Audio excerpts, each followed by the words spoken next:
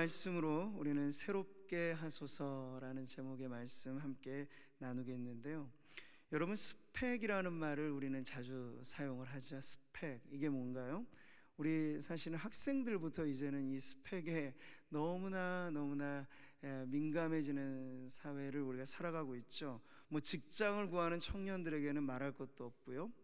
그래서 학력, 학점, 뭐 토익 점수, 뭐 학교 생활하면서 뭐 했나 이런 거 다 하나하나의 점수로 매겨서 그 사람의 능력치로 포장이 되는 걸 스펙이라고 하죠. 이 사회가 아무래도 능력 중심의 사회이다 보니까 그냥 사람 좋아서 쓰지 않는 거예요. 스펙이 뭔지 보여달라는 것이, 당신의 능력치가 뭔지를 입증하라 하는 것이에요. 근데 우리는 오늘 하나님의 나라의 관점에서 과연 중요한 것은 무엇일까를 한번 생각해 보려고 하는데, 제가 보여드리는 두 장의 그림을 여러분이 딱 비교해 보시면 좋은데요. 잘 알려져 있는 전 세계적으로 유명한 호텔의 그림입니다. 이 첫 번째는요, 사막 위에 세워진 도시, 이 두바이에서 사실 인준된 공식적인 호텔의 별 표시는 5성급이 다예요. 근데 이것은 너무 비싸고 화려하고 그걸 뛰어넘는다 해서 7성급 호텔로 불리는, 저도 그림만으로 지금 보는 건데요, 버즈 할 아랍이라고 하는 저 두바이의 7성급 호텔이 있습니다. 뭐 그림의 떡이라도 한번 보시죠. 네. 저 호텔은 최고 낮은 단계 디럭스 스탠다드 정도 급의, 거기가 하루 묵는 금액이 230만 원이라고 해요. 근데 그건 약과고, 최고 좋은 숙소에서 저기서 하루 묵으면 로얄 스윗 뭐 이런 데 가면요, 최하가 1,500만 원. 그러니까 여기 몇 끼만 묵으시면 비싼 자동차 한 채 값을 숙박비로 내면서, 그런데 저런 데 못 가서 안달인 사람들이 참 많다고 하니요. 근데 왜 그렇게 사람들이 열광할까 하니, 저희가 스펙이 좋은 곳이거든요. 보면 세계 최대, 세계 최초, 세계 최고 뭐 그런 수식이 다 붙어 있는 곳이니까, 야, 거기가 어딘지 한번 가보나 보자, 가보기나 하자, 이렇게 사람들이 몰려드는 거죠. 근데 특징이 있어요. 저런 데는 어렵사리 한번 갔다 왔을지는 모르고 엉겹결에 다녀왔을지는 모르지만 두 번, 세 번 저기 또 가고 싶을까 하면 비용 면에서도 그렇겠습니다만 그다지 매력적으로 잡아 끄는 힘이 있다고 보이진 않아요. 근데 이것과 비교할 만한 또 하나의 호텔이 있습니다. 그 호텔의 이름은 필리핀에 있는 더 마닐라 호텔입니다. 여기도 뭐 보기에 나쁘지 않죠. 여기도 제법 5성급 호텔이에요. 그런데 숙박비로 따지자면 우리나라 일반 호텔보다도 더 저렴할 정도의 그런 어떤 경제 비용이 있는 호텔인데, 저 마닐라 호텔이 유명한 까닭은 100년의 세월이 훌쩍 지나갔어요. 그러니까 미국의 많은 유명인들이 저 마닐라 호텔을 애용했는데, 미국의 아이젠하워 대통령 아주 저기를 좋아했다고 하고요. 메가더 장군은 필리핀의 군사 고문으로 있을 때 6년간 저 호텔에 묵었다고 합니다. 소설가인 해밍웨이도 저 호텔에 투숙해서 글을 쓰는 걸 매우 좋아했다고 하는데, 누군가 한번 해밍웨이에게 이런 질문을 해요. 어떤 소설이 정말 좋은 이야기입니까? 했더니 그가 이런 답을 합니다. 만약 그 소설이 마닐라 호텔 같다면 그 소설은 분명 좋은 이야기라고 말할 수 있을 겁니다.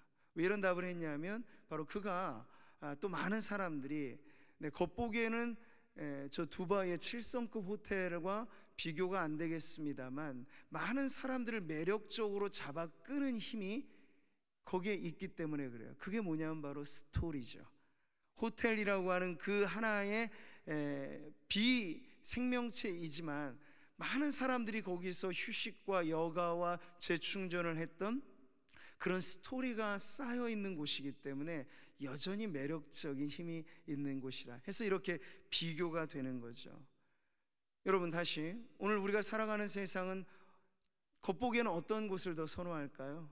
스펙이죠. 네, 능력으로 인정받는 것을 좋아합니다. 그런데 하나님의 나라는 좀 달라요.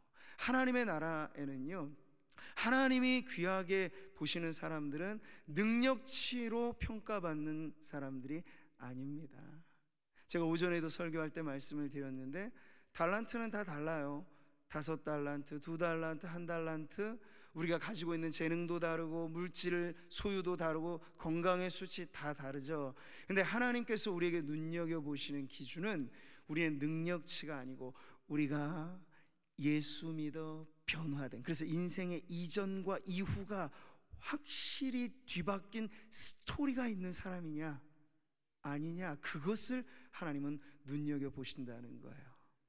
오늘 우리는 세례식을 통해서 학습, 입교를 통해서 너무 분명한 예식이잖아요. 이전과 이후가 확실히 구분되어지는, 이 자리에 앉아 계신 우리 성도님들은 이미 신앙의 이력으로 따지면 다 벌써 세례 받으신 지가 수십 년 그 이상으로 되신 분들이 많이 계시죠. 근데 이 세례가 가지고 있는 의미가 너무나도 귀하다고 하는 사실은 우리가 아무리 세월이 지나도 퇴색되지 않고 변하지 않는 가치로 우리의 마음에 자리 잡아야 합니다. 그래야 우리가 이렇게 온 교회의 천국 잔치와 같은 성례식을 거행할 때마다 받는 대상자만이 아니라 함께하는 성도들이 이거 마치 집안의 가장 중요한 잔치자리인 것처럼 그렇게 기쁨으로 동참하실 수 있기 때문이죠. 바라기는 오늘 여러분의 인생 스토리, 예수님을 믿어서 내가 이전에는 이랬는데 지금 이렇게 바뀌었구나라고 하는 여러분의 간증의 스토리를 다시 한번 기억해내며 그것이 오늘 우리가 앞으로 살아갈 힘이 되고 또 하나님 앞에서 다시 한번 새롭게 결단하는 그런 자리가 되기를 축복합니다. 자, 여러분, 이 세상은 가히 신상 열풍이라 해도 틀리지 않을 거예요. 신상. 손안에 들려진 자그마한 컴퓨터, 이 스마트폰도 하루가 다르게 신상을 만들어내고 예고해내고 오픈런하고 달려가서 사고 무슨 박스 개봉하는 것도 하나의 세리머니로 하고 이런 세상을 우리는 살고 있습니다. 이제 10월 접어들고 11월 12월로 가면 벌써부터 서점가에는 2023 트렌드 유행이 뭘까를 점치고 예고하면서 늘 사람들은 새 것에 열광을 해요. 근데 여러분 한번 따져보는 거죠. 정말 이 세상이 사람들이 말하는 것처럼 신상 열풍인데 이 세상에 이렇다 할 새로움이 어디 있는가? 전도자로서 솔로몬은 할 것 다 해보고 누릴 것 다 누려보고 경험한 것 다 경험해보고 나서 답안지를 우리에게 이렇게 주었어요. 그게 뭔가요? 해 아래에는 새 것이 없나니 무엇을 가리켜 이르기를 보라 이것이 새 것이라 할 것이 있으랴. 아멘. 아주 명백하게 새겨진 말씀인데 물건을 팔아서 장사하시는 분들한테 매우 불편한 말씀이겠죠. 아니 우리가 신상을 보급해서 사람들 주머니를 열어야 되는데 새 것 없다, 별것 없다 이렇게 사람들이 너무 생각하면 우리 장사가 잘 안 될 텐데 싶을 대목이기도 해요. 그러나 여러분 성경에 담겨져 있는 이 의미 이것만은 우리가 아주 분명히 기억해야 하죠. 요즘은 젊은 세대, 기성세대가 갈수록 세대 간의 격차가 느껴지는 세상을 삽니다. MZ세대라고도 하고요. 요즘에 조금만 어르신 잘못 말씀을 하면 라떼 취급받습니다. 라떼는 아주 맛있는 음료인데 그런 음료가 아니야. 라떼는 말이야. 이렇게 이제 받아들여지면 더 속된 말로 무슨 꼰대라는 호칭도 붙고요. 아주 세상이 기이하게 돌아가고 있어요.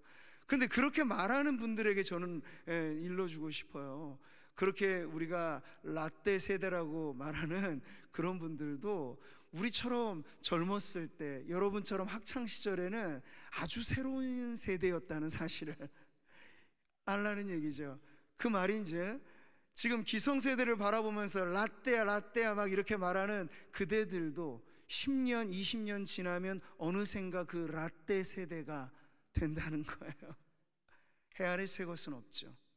젊음은 반짝거리는 잠시의 구간이에요. 그것 지나면 우리도 하나님께서 지어진 인생의 섭리를 따라서 그렇게 신세대가 옛세대가 되고 다시 새로운 세대가 밀려오고, 이러한 밀고 당기는 물결 속에 하나님은 인류가 여기까지 오도록 인도해 주신 것이죠.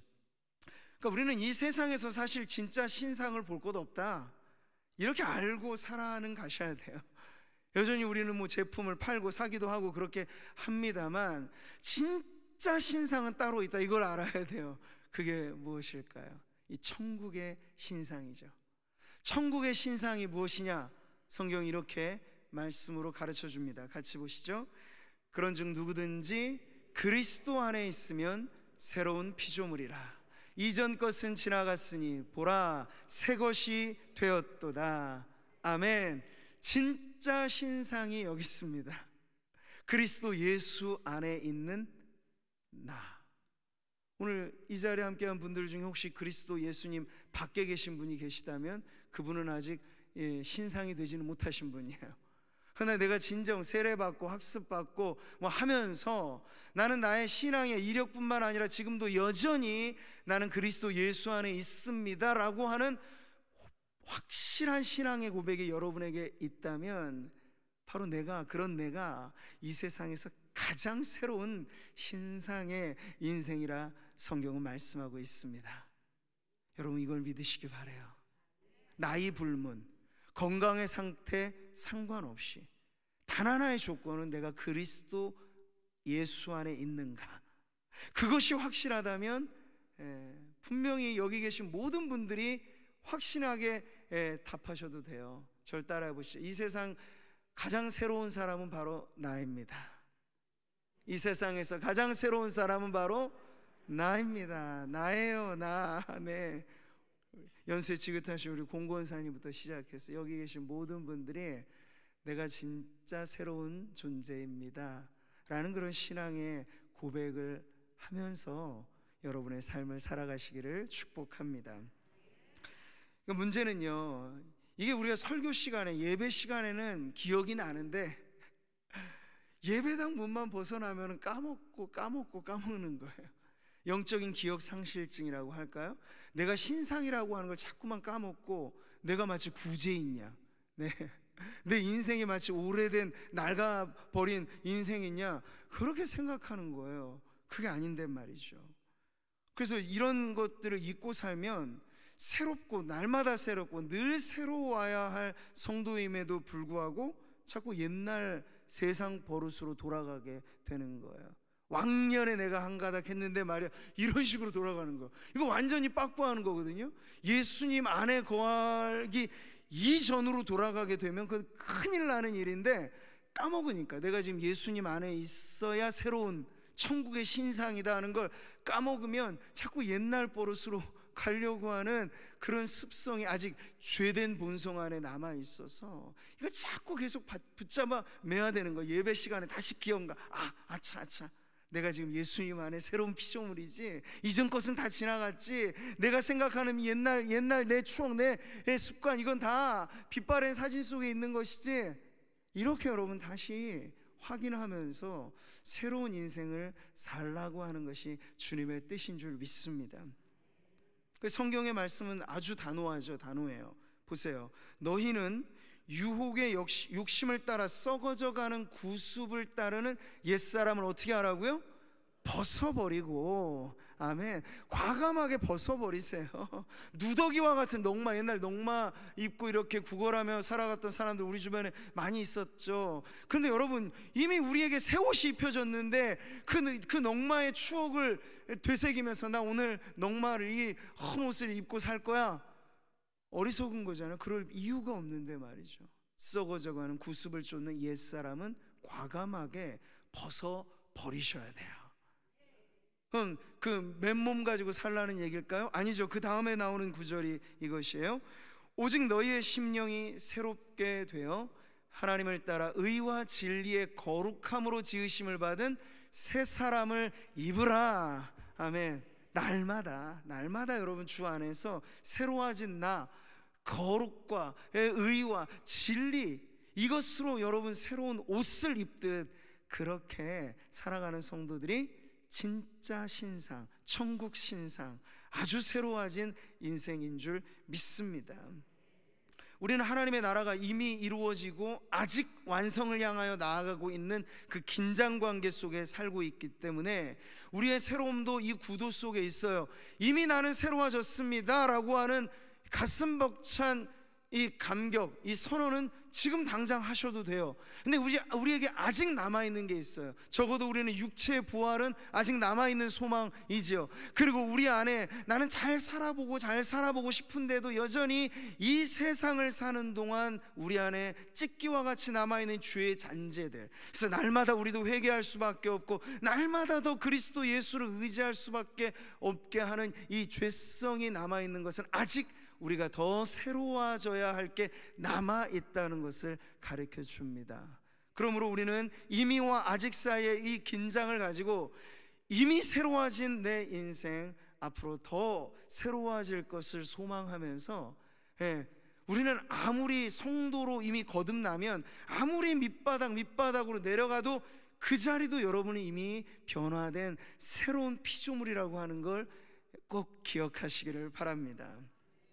오늘 우리가 읽은 말씀에도 그렇게 나온 거죠. 우리 구주 예수 그리스도로 말미암아 우리에게 그 성령을 풍성히 부어 주셨다고 말씀하고 있습니다. 중생의 씻음과 성령의 새롭게 하심, 이것은 오늘 세례받은 우리 교우들에게는 너무나 분명하게 와닿는 것이죠. 중생의 씻음, 물로 씻어 깨끗하게 되어지는 그 상징에 담아 우리가 옛사람은 죽고 새 사람으로 다시 산다라고 하는 이 세례의 의미가 단순히 하나의 형식의 예식에 참여하는 정도만이 아니고 그것을 통해서 성령을 우리에게 부어주시는 축복이 우리에게 임하는 줄 믿습니다. 그래서 날마다 우리가 새롭게 살아가는 비결이 여기 있어요. 이미 새로워졌고 앞으로 더 새로워져 가는 그런 삶의 여정에 성령은 우리 안에 함께 하시고 성령은 우리에게 능력을 부어주셔서 옛사람을 벗어버리고 새사람을 입으며 그렇게 살아갈 힘과 능력이 바로 성령 안에 우리에게 주어지는 줄 믿습니다. 새로움으로 날마다 더해가는 우리 성도들의 삶이 되시기를 축복합니다. 따라해 보시겠어요? 날 새롭게 하소서. 날마다 새롭게 하소서. 더 새롭게 하소서. 그러한 고백으로 오늘이 새롭고 내일은 더 새롭고, 천국으로 향하는 우리의 길이 하얀 곡선이 아니라 저 높은 곳을 향하여 날마다 올라가는 여러분의 삶이 되시기를 주님의 이름으로 축복합니다.